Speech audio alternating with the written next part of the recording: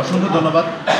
জানেন, বিগত সময় যারা ফেসিবাদের সাথে সম্পৃক্ত ছিল, যুক্ত ছিল, যারা ফেসিবাদের সহযোগী ছিল এবং ফেসিস্ট ছিল, তাদেরকে আইনের আওতায় আনা সরকারের দায়িত্ব। আইনের একটা দায়বদ্ধতা। এই জায়গা থেকে যদি আইন ব্যর্থতার প্রমাণ বহন করে ব্যর্থ হয়ে যায়, তাহলে জনগণ যে মত তৈরি করবে সেটার দায়ভার এই সরকারকে নিতে হবে। গতকালকে সেটা আত্মঘাতিক, আমরা দুঃখ প্রকাশ করছি। এই ধরনের একটা অপ্রীতিকর ঘটনা ঘটেছে।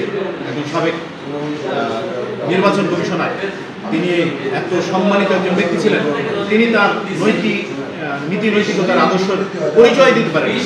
তিনি তার জায়গা থেকে নৈতিক স্খলন হয়েছিল এবং সে তার জায়গা থেকে মেম্বার ইলেকশনের বিষয়, আমি আর ওই তর্কে বিতর্কে যেতে চাই না তাদের মতো করে। তো এখন তারা আবার 300 আসন চায়।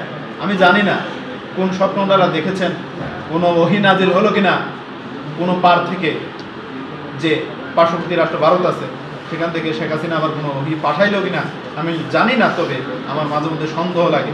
বিগত সময়ে আমরা দেখতে পেরেছি অনেক ওহী নাজিল হয়েছে, এরকম কোনো ওহী নাজিল হইল কিনা আমরা জানা নাই আর।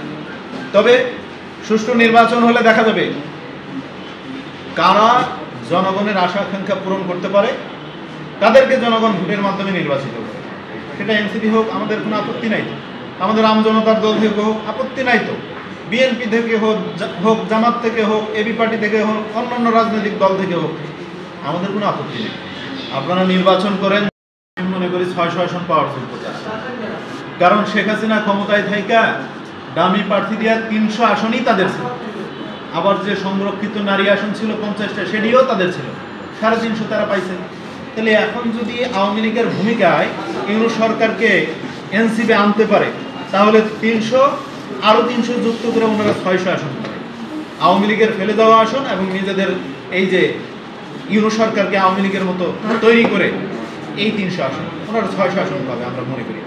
আর যদি মনে করি না সরকার নিরপেক্ষ একটা নির্বাচন দিবে, তখন দেখা যাবে মেম্বারের ভোট এনসিপি পাইবে। সেই বিষয় নিয়ে আমরা একটু মন্তব্য রাখতে চাই যে মেম্বারের ভোট পাবে কিনা। নাসির উদ্দিন পাটোয়ারি আওয়ামী লীগ যেভাবে নিজেদেরকেই নিজেরা নির্বাচিত ঘোষণা করেছিল 300 আসনে, যে কিছু দিয়েছিল সরকার দলীয় আর কিছু দিয়েছিল দামি প্রার্থী হিসেবে স্বতন্ত্র প্রার্থী। আপনারা এরকমভাবে একাই নির্বাচন করেন, দল থেকে কিছু দিবেন আর কিছু দিবেন স্বতন্ত্র, এই দুইটাই মিলে নির্বাচন করে আপনারা বলবেন সরকার গঠন করে ফেলছে। ঠিক আছে, তাহলে আমরা মনে করবো ধন্যবাদ। একদম আওয়ামী লীগ সিস্টেম, নির্বাচিত হয়েছেন, দেশ চালান আপনারা। আওয়ামী লীগ যেরকম টিকে নেয় আপনারা ওইভাবে টিকবেন। এই ক্ষমতার পালাবদল কোনো এক সময় ঘটবে। জনগণ যখন আবার ঘাড় মটকায় ধরবে, সেই সময় কিন্তু পালানোর সুযোগ হাসিনার যেমন ছিল না, অন্য কারণেই থাকবে না।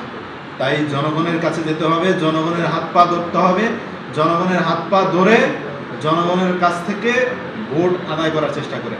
জনগণ যারে ভোট দেবে সেই নির্বাচিত হবে, সেই এমপি হবে।